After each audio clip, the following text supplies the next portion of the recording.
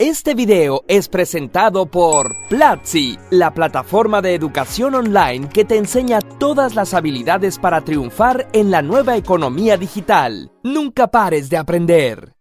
¿Qué te viene a la mente si digo la palabra Dios? ¿Una entidad abstracta e incomprensible? ¿O un ser específico? ¿Qué apariencia tiene? ¿Tiene forma humana o animal? ¿Es hombre o mujer? ¿Cuáles son sus características y su poder? ¿Es el único Dios o es uno de muchos? Ahora pregúntate, ¿por qué tengo este concepto de Dios? ¿De dónde viene? La idea que tenemos de la divinidad está formada por nuestra cultura. Y si las culturas han ido cambiando con el tiempo, se podría decir que Dios ha ido evolucionando. Prepárate para descubrir la evolución de Dios.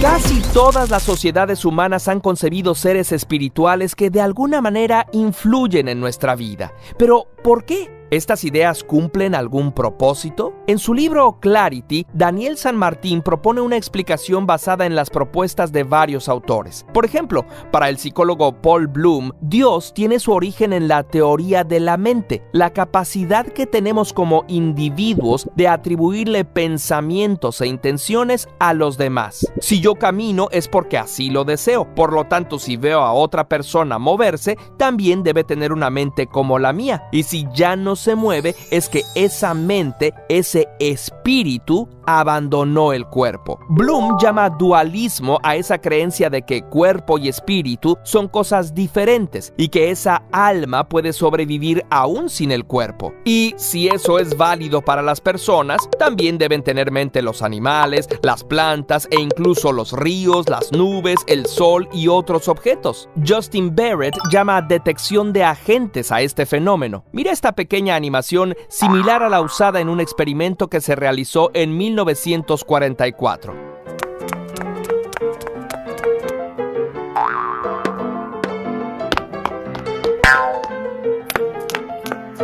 Aunque se trate de simples figuras geométricas, automáticamente les atribuimos agencia, intenciones, capacidad de acción y hasta personalidades. La teoría de la mente y la detección de agentes triunfaron evolutivamente porque nos permiten anticipar las acciones de los demás seres vivos, y fue fácil aplicarla incluso a los no vivos. Se le llama animismo a esta primera forma de religión, la idea de que los seres y fenómenos de la naturaleza y el cosmos poseen un ánima y un numen, o sea, un poder más allá de su existencia corpórea. Así, un río que genera vida podría ser una divinidad a la que hay que venerar. El sol y la luna regirían los ciclos cósmicos y hasta un conejo capturado para comerlo requeriría reverencia. Y los cuerpos de los familiares muertos, cercanos a nuestros sentimientos, debían ser tratados con respeto o incluso conservados, y sus espíritus también serían objeto de veneración. ¿A dónde se iban las almas? En este momento surge la idea de un más allá y de que ciertas personas, quizá neurológicamente atípicas, eran capaces de conectar con ese mundo de los espíritus humanos y animales. A estas personas se les llama chamanes y a esta forma de religión, chamanismo. También surge en esta etapa el culto a los antepasados, sobre todo a aquellos y aquellas que fueron importantes por su legado. Después de varias generaciones, algunos de estos ancestros pudieron volverse figuras míticas, incluso mezclándose con los poderes animales o naturales. Anoche, el abuelo venado me habló, diría un chamán. Sin historia escrita, es muy difícil saber con precisión cuál fue la primera divinidad. En algún momento del Paleolítico, la gente se empezó a preguntar ¿quién creó el mundo? ¿De dónde salió? Por mucho tiempo los seres humanos solo representaron animales en su arte, pero hace 30,000 años se empezaron a representar formas humanas. Como muchas de las figuras más antiguas encontradas son de mujeres de formas exuberantes, existe la hipótesis de que las primeras divinidades sociedades fueron femeninas. Tiene mucho sentido, ya que las sociedades en ese entonces tendían a ser más igualitarias y el principio femenino, con su capacidad de generar vida y de alimentar, cuidar y nutrir, era visto como sumamente poderoso. Así, quizá Dios nació como la gran diosa. Si de las mujeres surgen las personas, entonces de ella nació el mundo y todas sus criaturas. En ese entonces no había religión organizada, así que cada tribu tendría sus variantes. En esta sería la diosa de la fertilidad y de la siembra. En esta, la diosa de la luna y de los ríos, siempre asociada con los lugares húmedos, la tierra, los manantiales y las cuevas. Se piensa que diosas como la cananea Astarte, la babilonia Ishtar o la griega Demeter y la romana Ceres son descendientes de la gran diosa.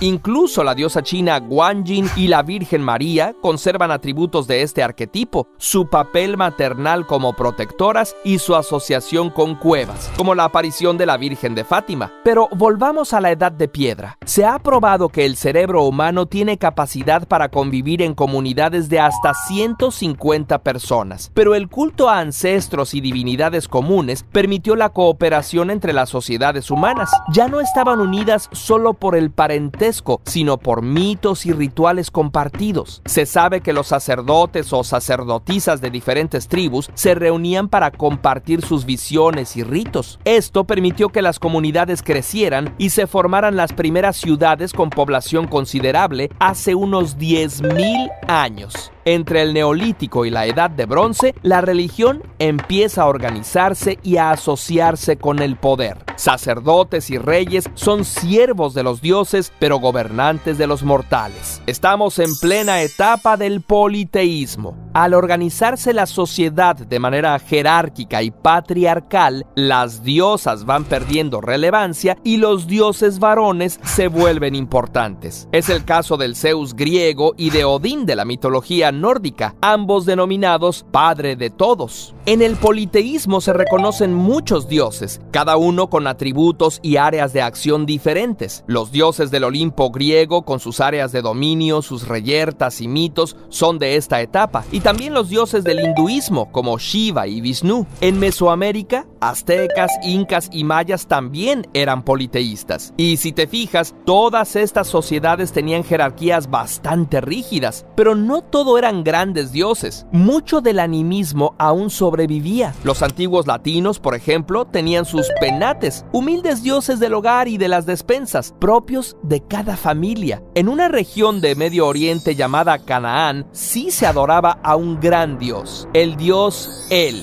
padre y jefe de otros 77 dioses. En esa región vivieron los primeros hebreos, que también adoraban al dios El junto con otros dioses como Baal. Al parecer se concentraron en uno de los nombres de El, Yahweh, el que sopla. Poco a poco empezaron a hacer una distinción entre su Yahvé y El, el dios original. Al principio los hebreos eran enoteístas, creían que los demás dioses también eran dignos de adorarse, pero no eran tan buenos como el suyo, y luego se hicieron monolatristas. El suyo era el único dios digno de adoración. El judaísmo fue influido por dos religiones: el culto a Atón, el dios solar que el faraón egipcio Akenatón afirmaba que era el único dios, y el zoroastrismo, religión de la antigua Persia que adoraba a Ahura Mazda, el dios creador que otorgaba premios y castigos según cómo te hubieras portado en la vida y que tenía a sus órdenes ejércitos de ángeles. La noción de un espíritu que encarnaba el mal, enemigo de Dios, y de que un día vendría un Mesías y habría un juicio final, también son zoroastrianas. El judaísmo así entró en la etapa monoteísta, afirmando que el suyo era el único Dios verdadero, al grado de juzgar como idólatras a quienes adoraban a otros dioses y hacerles la guerra. Del judaísmo surgen las otras dos grandes religiones monoteístas. Primero, el cristianismo, con influencia del mitraísmo y el gnosticismo, y después el islam. Ambos se expanden por el mundo. El cristianismo recibe mucha influencia de los filósofos griegos, especialmente Platón y Aristóteles, y buena parte de la imagen del cielo y de Dios que tenemos actualmente proviene de esas fuentes. El cristianismo cristianismo se separa en el occidental y el oriental, y finalmente el occidental se divide en catolicismo y una variedad de denominaciones protestantes.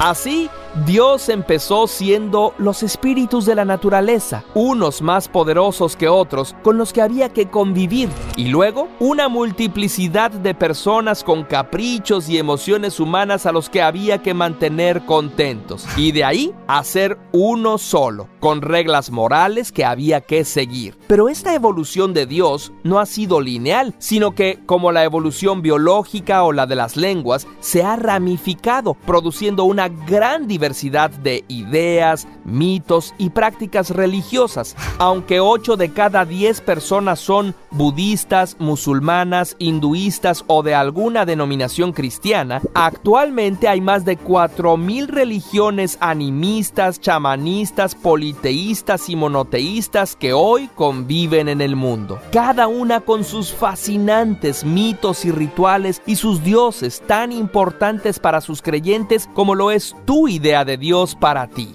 Ojalá este video alcanzara para mencionar aunque sea a una fracción de ellos. La noción de Dios ha ido cambiando, pero siempre ha servido para moderar nuestros impulsos egoístas y guiar nuestra ética, también para crear comunidades que se apoyan y comparten creencias y costumbres. Pero de igual forma ha sido pretexto para agredirnos y excluirnos unos a otros. ¿Será posible coexistir en paz? ¿Y tú cómo piensas que evolucionará la idea de Dios en el futuro? Dínoslo en los comentarios, curiosamente. Y si quieres lograr aprendizajes nivel Dios, conoce Platzi. Aprende programación y crea un juego donde tú seas un Dios. O estudia emprendimiento y sé el señor de tu propio negocio. O cualquiera de los 700 otros cursos de diseño, ciencia e idiomas. Entra a platzi.com/curiosamente para obtener un mes gratis en el programa de tu elección. Y nunca pares de aprender.